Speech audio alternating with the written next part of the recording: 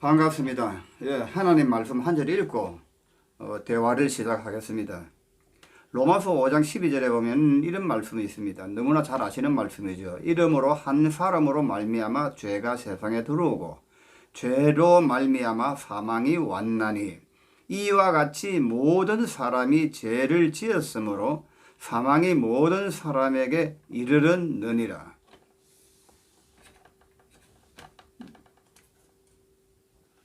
지금 우리가 신앙생활 하면서 가장 우리가 직면하고 부딪히는 문제들이 뭐냐고 이렇게 보니까 정체성의 문제입니다.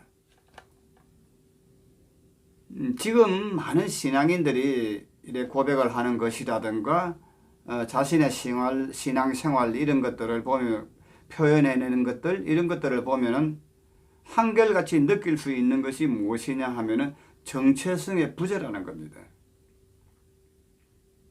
그리고 우리가 믿음 안에 있지 않는 세상 사람들도 끊임없이 그들이 질문하고 답하고 찾아가는 것이 무엇이냐 하니까 보니까 자신이 누구냐라는 것입니다. 그래서 사람들이 끊임없이 방황하고 있거나 길을 헤매고 있는 원인이 무엇이냐면 자기의 존재 때문에 정체성 때문에 일어나는 일인 것을 보게 됩니다. 그런데 그렇게 그들 속에 있던 우리가 하나님의 부름을 받아서 우리가 교회 안으로 들어왔음에도 불구하고 오랜 신앙생활을 하면서도 불구하고 무엇인가는 분명히 바꾸어진 것 같고 다른 곳에 있음에도 불구하고 세상 사람이나 똑같이 우리가 혼돈하고 있는 문제가 아직도 정체성을 찾지 못하고 있고 자기 존재에 대해서 명확하게 모르고 있다는 사실이었습니다. 사실은 복잡하고 어려울 것이 없습니다. 그런데 왜 복잡하고 모든 문제가 꼬이고 어렵나 하면은 우리의 자신의 본질을 모르기 때문에 그렇습니다. 우리의 본질을 바로 알고 우리 자신의 정체성이라든가 나의 존재라는 것을 명확하게 알면은 더 이상 혼란스러울 것이 혼돈스러울 것이 없습니다. 창세기 1장 2절에도 보면은 여러분 너무 잘 아는 말씀, 유명한 말씀 아시지 않습니까? 땅이 공허하고 혼돈하며 흑암이 깊다는 말씀. 그런데 국어사전에 보니까 혼돈이란 말이 무슨 말이냐면은 저는 전에 공허하고 혼돈하고 흑암이 깊다 이러면은 그냥 깜깜하다 아무것도 없다 이렇게 생각을 했습니다. 그런데 국어사전을 보니까 뭐라고 되어 있느냐면은 분명히 무엇인가가 있는데 그것들이 제 자리에 놓여 있지 아니하고 엉클어져 있는 상태라고 말하고 있는 걸 봤습니다. 그래서 그 국어사전에 그렇게 표현되어 있지만은 저도 신앙생활을 해 오면서 하나님께서 저를 이끌어 오면서 다루시면서 저 자신을 아버지의 말씀 안에서 저 자신을 만나면서 아버지에 대해서 좀 더 명확하게 내 존재가 규명되어지고 밝아지면서 알게 된 것은 맞구나. 제가 처음 은혜를 받고 하나님의 말씀을 암송도 하고 읽기도 하고 많이 알기도 했습니다마는 하나님께서 나를 이렇게 광야에다 던져 넣으시니까 제 안에 혼란이 왔습니다. 제가 알고 있다는 모든 것들이 다 그냥 무너져 버려야 됐습니다. 그러니까 갑자기 혼란스러웠습니다. 아무것도 잡히는 것이었고 이것이 믿음인가 이것이 말씀인가 내가 알았던 모든 것들이 불명확해져 버렸습니다.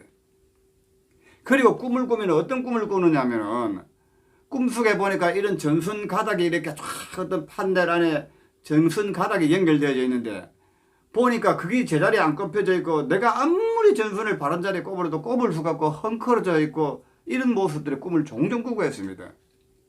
그래 그게 왠지 뭔지 몰랐는데 궁금했는데 시간이 지나면서 보니까 그만큼 내 안에 정확한 질서가 안 잡혀 있다는 겁니다.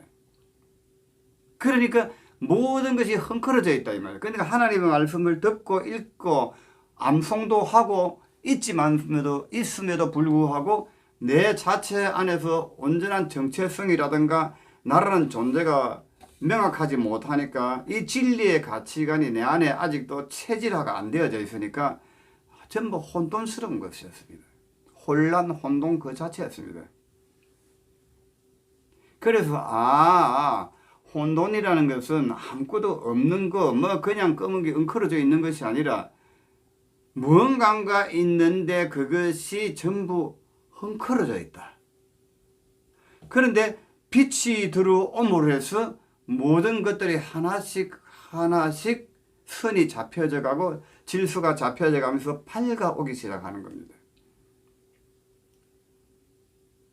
그래서 우리의 삶들이 아직까지도 하나님의 말씀을 우리가 알고 있고 듣고 배우고 했지만서도 우리 안에서 아직도 완전하게 온전하게 이 믿음이 자리를 잡지 못하고 이 말씀의 진리의 말씀들이 내 안에 이렇게 쫙 일목요연하게 이렇게 쫙 줄이 서야 됩니다. 하나님께서 출애굽에 보니까 모세를 통하여서 성막을 지을 때에 날줄과 시줄이 있습니다. 뭐 홍색줄과 청색 가는 선들이 이렇게 쫙 내려오는데 엉클어짐이 없이 질서정연하게 이렇게 있듯이 하나님의 말씀이 우리 안에 헝클어짐이 없이 질서정연하게 자리를 잡아야 되는 겁니다. 성막을 그렇게 만들고 짜듯이 우리를 그렇게 만들어 가셔야 됩니다. 그러면 이것이 되어지고 성막이 만들어졌다는 말은 무슨 말입니까? 바꿔 말하면 나 자신이 온전하게 하나님 앞에서 만들어졌다는 겁니다. 재창조가 되어졌다는 겁니다. 그러면 무엇이 확정되느냐면 나라는 존재가 확정되는 겁니다. 그래서 나라는 존재가 아직 불명확하니까 존재가 없는데 정체성이 없는 건 당연하지 않습니까? 존재와 정체성이란 건 함께 가는 것 아닙니까?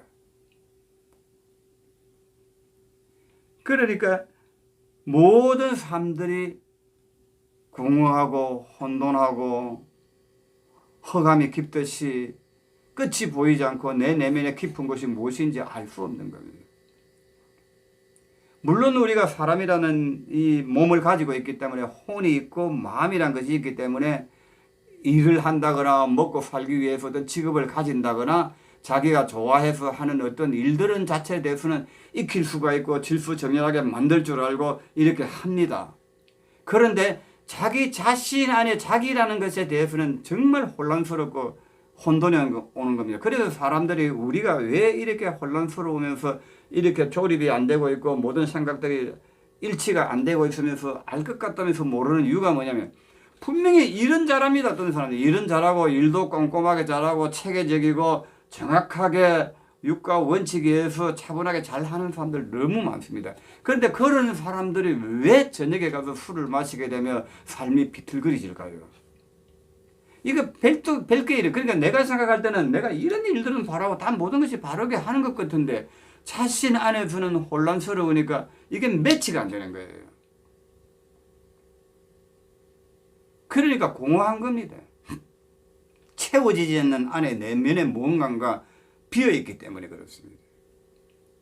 공허하다는 말은 무엇입니까? 무엇인가 채워야 될 것이 내 마음속에 채워지지 않고 있다는 얘기입니다. 그러니까 공허한 것 아닙니까? 이게 다 어디서 나오는 것들입니까? 나라는 존재가 없기 때문에 그렇습니다. 나라는 존재가 명확해지면 존재라는 그 안에, 그릇 안에 분명히 무언가가 담겨지게 되어 있습니다. 그러니까 존재가 없으니까 담겨져 있는 것들도 모르고 담겨져 있어도 그것이 질서가 안 잡혀 있다거나 아니면 안 담겨져 있기 때문에 그렇습니다. 그러니까 분명히 외적인 일들은 잘하고 관계도 잘 하는데 자기 자신에 대해서는 정체성이 없으니까 어떤 삶들이 가정적인 삶이라든가 사람의 대인적인 관계라든가 어떤 것들은 다 제대로 안 되고 있고 관계를 못하고 있는 겁니다. 그게 무엇이냐면 나라는 존재가 없기 때문에 그렇습니다. 그래서 그럼 존재는 어떻게 해서 생기고 어떻게 해서 존재가 되어지느냐? 이 존재라는 것은 하나님 안에 들어오지 아니하면 도저히 찾을 수가 없고 명확하게 알 수 없는 부분입니다. 심지어는 하나님께서 우리를 부르시는 그날부터 우리는 존재가 시작되는 것임에도 불구하고 우리 안에 아직도 이 모든 진리와 말씀들이 내 안에 질서 있게 새겨지지 않기 때문에 그 존재가 확정되어져 나오지 않고 있는 것입니다. 그래서 하나님께서는 우리를 부르실 때에 자녀로 부르셨지만서도 내 자신의 이 죄악의 문제 때문에, 내 체질의 문제 때문에 이것이 내 안에 아직도 존재라는 것이 정체성이 확정되어져 나오지 않는 겁니다. 오늘 말씀을 보니까 이름으로 한 사람으로 말미암아 죄가 세상에 들어왔다 그랬습니다. 그러니까 아담 한 사람이 하나님의 말씀을 거역함으로 해서 하나님과 관계가 떨어지니까 뭐가 떨어졌습니까? 자기의 근본이 없어졌습니다. 근본하고 관계가 떨어져 버렸지 않습니까? 그러니까 결국은 존재라는 것은 어디에 의해서 되느냐면 어떤 근본이 있어야 내가 존재되는 겁니다. 나는 홀로 존재되지 않습니다.